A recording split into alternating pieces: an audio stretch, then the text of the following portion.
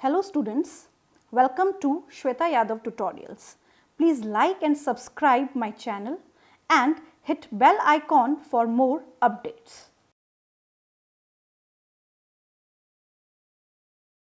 In the last video we have discussed about chromosomal disorder. In this video we will discuss about pedigree analysis. Exactly pedigree analysis होता क्या है ये बात हमें समझनी है. सबसे पहले हमें ये पता होना चाहिए कि अगर हमें पेडिग्री एनालिसिस करना है तो उसका एग्जैक्टली मोटो क्या है, किस लिए करनी चाहिए. पेडिग्री एनालिसिस फैमिली ट्री को रिप्रेजेंट करती है. पेडिग्री फैमिली ट्री को रिप्रेजेंट करती है. अगर फैमिली में किसी भी मेल या फीमेल को कोई ऐसा डिसऑर्डर है जो एक जनरेशन से दूसरे जनरेशन में जा रहा है तो उसको देखने के लिए, उसको पहचानने के लिए, आइडेंटिफाई करने के लिए पेडिग्री एनालिसिस किया जाता है. सो पेडिग्री क्या है? Family tree. उस फैमिली ट्री में जेनेटिक डिसऑर्डर्स का पता लगाने के लिए, जीन रिलेटेड डिसऑर्डर्स का पता लगाने के लिए, जेनेटिक कैरेक्टर्स का पता लगाने के लिए पेडिग्री एनालिसिस किया जाता है. अब एक इंपॉर्टेंट बात हमें समझनी होगी कि अगर हम एनसीईआरटी के हिसाब से पेडिग्री एनालिसिस करें तो एनसीईआरटी ने केवल 2 डायग्राम हमें समझा रखे हैं और उसी के हिसाब से पेडिग्री समझा रखी है. बट जब आप क्वेश्चंस करते हैं रिलेटेड टू पेडिग्री तो आपको कुछ चीज़ें रिलेटेड टू दिस एनालिसिस पता होना चाहिए. इसमें बहुत सारी चीज़ें हैं जो हम पढ़ेंगे कि हमें किस किस डिसऑर्डर के बारे में पता होना चाहिए. कुछ ऐसे डिसऑर्डर्स हैं जो ऑलरेडी हम पढ़ चुके हैं, जैसे haemophilia, sickle cell anaemia etcetera.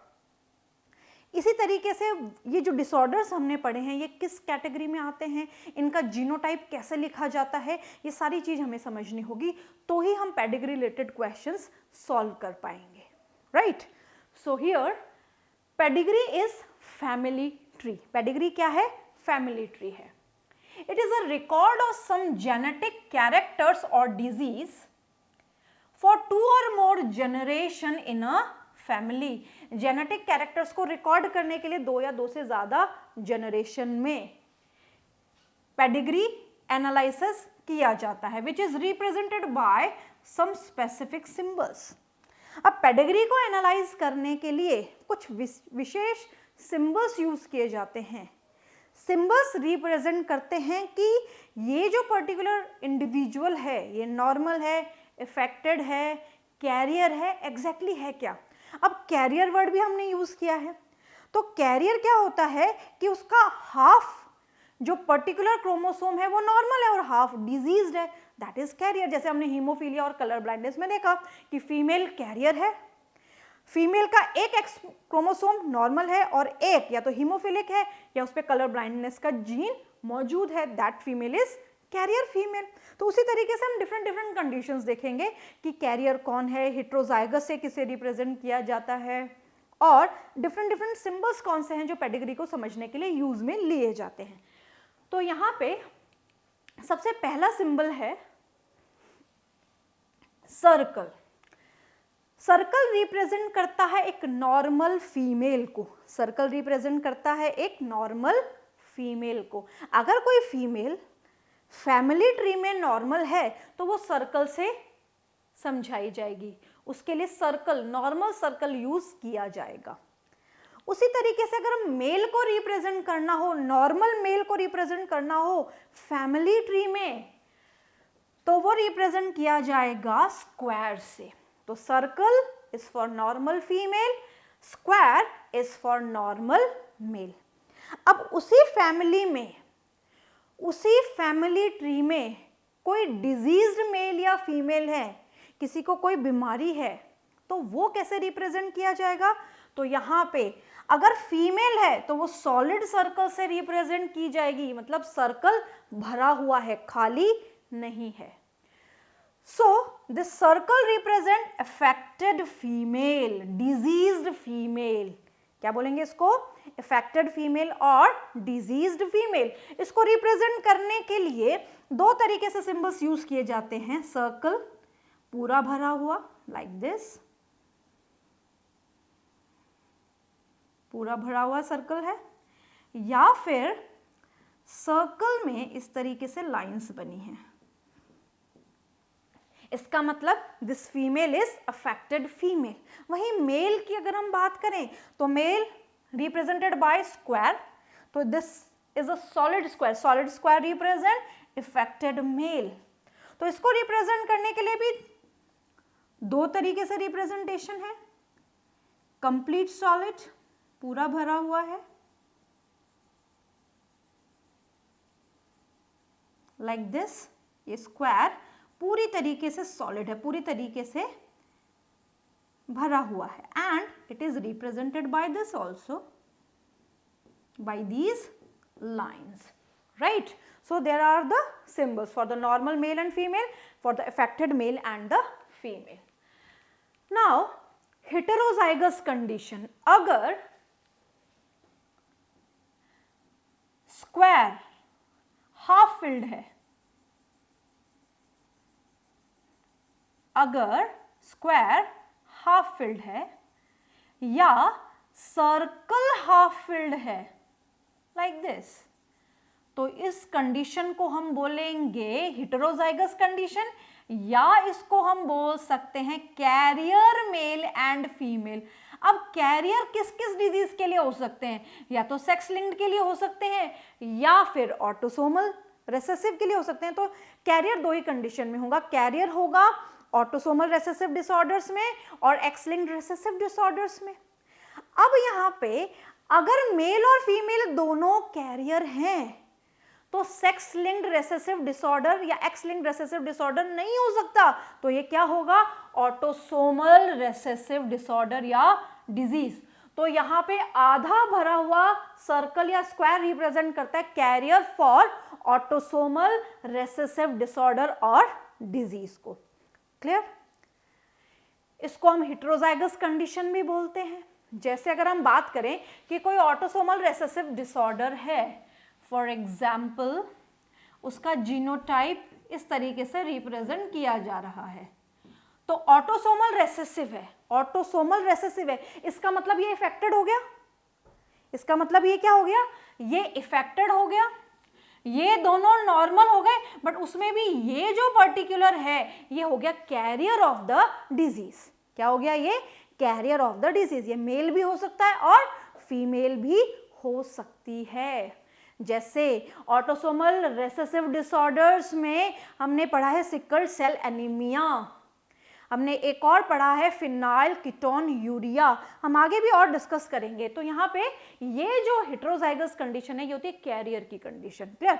तो इसमें मेल और फीमेल दोनों कैरियर हो सकते हैं, किसमें, ऑटोसोमल रिसेसिव डिसऑर्डर में। क्लियर? नेक्स्ट, अगर एक सर्कल है और उस सर्कल में बीच में एक डॉट बना हुआ है, इसका मतलब है ये फीमेल कैरियर है सेक्स लिंक्ड या एक्स लिंक्ड रिसेसिव डिजीज की। So this is a female and this female is the carrier female of sex linked recessive disease.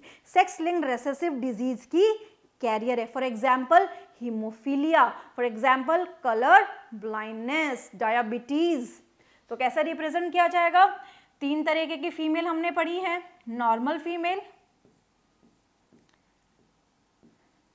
Carrier female, haemoglobin, haemophilia की कैरियर फीमेल है, not haemoglobin, and this is the diseased, completely diseased. तो ये जो female है ये disease है, affected female है, तो इसकी तो डेथ हो जाएगी during embryonic development. This female is carrier. और हमें क्या याद रखना है, ये एक्स लिंक्ड रिसेसिव डिसऑर्डर है या सेक्स लिंक्ड रिसेसिव डिसऑर्डर है। So this female is the carrier. तो कैरियर के लिए सिंबल क्या है, सर्कल के बीच में डॉट। अगर इस तरीके का सिंबल बना हुआ है, जैसे ताश के पत्तों में एक रेड कलर की ईंट जिसे हम बोलते हैं, that is the symbol similar to this symbol. तो अगर ऐसा सिंबल बना हुआ है तो इसका मतलब है सेक्स अनस्पेसिफाइड, सेक्स का पता नहीं है, मेल है कि फीमेल है। नेक्स्ट, ऐसा सिंबल बना हुआ है और अंदर 5 लिखा हुआ है, 3 लिखा हुआ है, 4 लिखा हुआ है, 1 लिखा हुआ है। सो हम क्या बोलेंगे, 5 अनएफेक्टेड ऑफस्प्रिंग, 5 ऑफस्प्रिंग्स हैं और अनइफेक्टेड है, मतलब उनमें किसी भी प्रकार के कोई डिजीज का इफेक्ट नहीं है। सो 5 अनइफेक्टेड ऑफस्प्रिंग्स हैं। नेक्स्ट कंडीशन, अगर स्क्वायर को काटा हुआ है, सर्कल को बीच से कट किया हुआ है, इसका मतलब है death of an individual, individual की डेथ को रिप्रेजेंट करता है। तो हम क्या बोलते हैं कि जब हम हीमोफीलिया की बात करते हैं और हीमोफीलिया में XH कंडीशन होती है, XH, तो इस फीमेल की एम्ब्रियोनिक कंडीशन में ही डेथ हो जाती है। सो ये रिप्रेजेंट करता है डेथ ऑफ एन इंडिविजुअल। ये जो साइन है ये रिप्रेजेंट करता है एबॉर्शन को या स्टिल बर्थ को या डेथ ड्यूरिंग एम्ब्रियोनिक स्टेज को। नेक्स्ट सिंबल है, एक स्क्वायर और सर्कल बीच में से अटैच्ड है, इनके बीच में एक स्ट्रेट लाइन है, हॉरिजॉन्टल लाइन से ये कनेक्टेड हैं। जब ये हॉरिजॉन्टल लाइन से कनेक्टेड होते हैं तो ये रिप्रेजेंट करता है मेटिंग या मैरिज को। तो सबसे काम में आने वाला, सबसे ज्यादा काम में आने वाले ये सिंबल्स हैं लाइक दिस वन, मेल और फीमेल वाले, इफेक्टेड मेल और फीमेल वाले या कैरियर वाले। तो ये सिंबल्स 100% याद रहने चाहिए कि इफेक्टेड मेल और फीमेल कैसे दिखते हैं, नॉर्मल मेल और फीमेल कैसे दिखते हैं और कैरियर कैसे दिखते हैं फॉर ऑटोसोमल रिसेसिव डिजीज और for x linked recessive disease. Mating या मैरिज को किस तरीके से रिप्रेजेंट किया जाता है, सो दिस रिप्रेजेंट मीटिंग और मैरिज। अब वहीं अगर स्क्वायर और सर्कल दो स्ट्रेट लाइन से, दो हॉरिजॉन्टल लाइन से जुड़े हुए हैं तो इसका मतलब ये है कि this is a marriage between close relatives और द मैरिज बिटवीन कजन। ये कजन मैरिज को रिप्रेजेंट करता है या क्लोज रिलेशन में मैरिज को रिप्रेजेंट करता है और इस टाइप की मैरिज को बोलते हैं कॉन्सेंग्यूनस मैरिज। कॉन्सेंग्यूनस मैरिज यानी कि बहुत ही करीबी रिश्तेदारी में शादी हो जाना, रिश्तेदारी इन द सेंस कि फैमिली में क्लोज, बहुत ही जैसे कजन्स में मैरिज हो जाना। नेक्स्ट हम बात करते हैं, अगर दो स्क्वायर है या दो सर्कल्स हैं और यहां पे पेरेंट्स हैं, ये पेरेंट है, यहां पे पेरेंट है, इधर भी हम बना लेते हैं, ये पेरेंट्स हैं।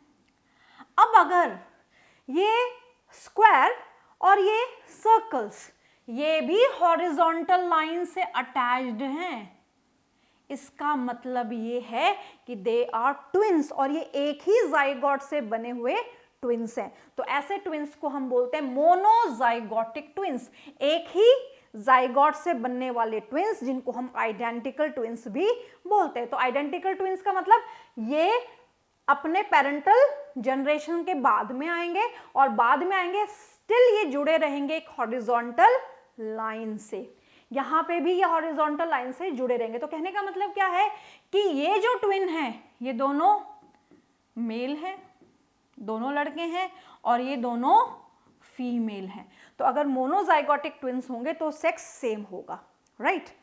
नेक्स्ट कंडीशन, यहां पे दो दो के सेट बने हैं, इसका मतलब ये भी ट्विंस हैं और ये जो ट्विंस हैं ये आपस में जुड़े हुए नहीं है हॉरिजॉन्टल लाइन से। इसका मतलब क्या है, ये अलग अलग जाइगोट से बने हुए ट्विंस हैं, इनको हम बोलते हैं डाइजाइगोटिक या फ्रेटर्नल ट्विंस। अलग अलग हैं। अब यहाँ पे या तो ये दोनों मेल हो सकते हैं या फीमेल हो सकती हैं दोनों, या मेल या फीमेल भी हो सकते हैं। तो यहाँ पे इस सिचुएशन को जो बीच में से अटैच नहीं है उसको हम बोलेंगे डाइजाइगोटिक ट्विन, और अगर ये सिचुएशन और बीच में से अटैच्ड है इनकी ऑफस्प्रिंग तो इसको हम बोलेंगे मोनोजाइगोटिक ट्विन्स। अब पेडिग्री को कैसे एनालाइज किया जाता है? पेडिग्री क्या है? एक फैमिली ट्री है। अब उस फैमिली ट्री में हम क्या देखेंगे, हम डिफरेंट जनरेशन को देखते हैं। फर्स्ट जनरेशन है, सेकंड जनरेशन है फॉर एग्जांपल, तो हम यहाँ लिख देते हैं ये वही फर्स्ट जनरेशन है, ये फॉर एग्जाम्पल सेकेंड जनरेशन है। अब इस फर्स्ट और सेकेंड जनरेशन में हम अगर देखें तो हम क्या बोलेंगे कि यहाँ पे ये है नॉर्मल मेल, ये है नॉर्मल फीमेल। ये सॉलिड नहीं है, ये भरे हुए नहीं, ये ठोस नहीं है, तो ये नॉर्मल मेल, ये नॉर्मल फीमेल, इनकी शादी हुई। ये हॉरिजॉन्टल लाइन से अटैच्ड है, ये हॉरिजॉन्टल लाइन रिप्रेजेंट कर रही है मैरिज या मीटिंग को। फिर हॉरिजॉन्टल लाइन के साथ एक वर्टिकल लाइन जब नीचे आ रही है तो ये नीचे आने वाली लाइन शो करती है इनके बच्चों को। यानी कि इस कपल के 4 बच्चे हैं, 1 2 3 4, राइट। इसमें से ये मेल, ये फीमेल, मेल एंड ये फीमेल, यानी कि इनके 2 लड़के और 2 लड़कियां हैं। इस कपल के क्या है, 2 लड़के और 2 लड़कियां। अब ये क्या है, नॉर्मल फीमेल, ये नॉर्मल मेल, ये normal female, but this male is affected male. ये मेल कैसा है, अफेक्टेड मेल है, डिजीज्ड मेल है। क्लियर। अब हमने क्या देखा, यहां पे ये कैसे शो करेंगे कि इनके 4 बच्चे हैं, 1 2 3 4 बच्चे हैं मान लिया। तो सबसे पहले जो बच्चा आ रहा है उसका जन्म पहले हुआ है, जो दूसरे नंबर पे आ रहा है वो इसके बाद है, फिर तीसरा, फिर चौथा। इस तरीके से ये क्रोनोलॉजिकल ऑर्डर में है, यानी कि first child, second child, third child और fourth child. Affected male, normal female, normal male और नॉर्मल फीमेल, यानी कि ये तीनों नॉर्मल है, ये केवल इफेक्टेड। अब ये जो नॉर्मल फीमेल है इसकी नॉर्मल मेल से शादी हो गई, नॉर्मल फीमेल की नॉर्मल मेल से शादी हो गई। अब ये जो मेल है ये इनके परिवार का हिस्सा नहीं है, ये दूसरी फैमिली का मेंबर है, राइट। अब इनके जब बच्चे हुए तो इनके जब बच्चे होंगे तो हम क्या बोलेंगे कि यहां पे एक आया अफेक्टेड मेल, इनके बच्चों में, इन दोनों की शादी हुई तो इनके बच्चों में एक आया अफेक्टेड मेल, और एक जो फीमेल है दैट इज नॉर्मल फीमेल। तो इस तरीके से पेडिग्री को देखा जाता है। और यहाँ पे ये शादी वाला जो सिंबल है मेटिंग, वो हॉरिजॉन्टल लाइन से लिखा जाता है। वर्टिकल लाइन के नीचे जो जनरेशन आती है वो बच्चों को रिप्रेजेंट करती है, और ये चारों सिबलिंग्स हैं, इनका जन्म एक के बाद एक हुआ है, यानी कि फर्स्ट नंबर का सबसे पहले जन्मा है, फिर दूसरे नंबर का, तीसरे नंबर का और चौथा नंबर का। तो इस तरीके से क्रोनोलॉजिकल ऑर्डर में ये बच्चों को हमें शो करना होता है। So this is all about the different symbols used for pedigree.